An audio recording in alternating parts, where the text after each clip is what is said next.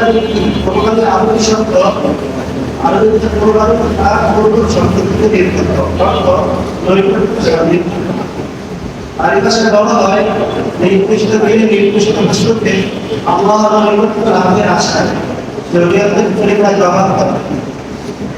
ঈদ মাসের বসন্তকালে হাদিসের পরিভাষাকে আমরা তার সমাধি রাসূল সাল্লাল্লাহু আলাইহি ওয়াসাল্লাম ইরশাদ করেন, আন আব্দুল্লাহ ইবনে কুরআন আন নবী সাল্লাল্লাহু আলাইহি ওয়াসাল্লাম আব্দুল্লাহ ইবনে কুরআন রাদিয়াল্লাহু তাআলা আনহু সাল্লাল্লাহু আলাইহি ওয়াসাল্লাম বলেছেন, ইন্না আওয়াল আইয়াতি ইনদাল্লাহি তাবারাকা ওয়া তাআলা ইয়াউমুল নাহর।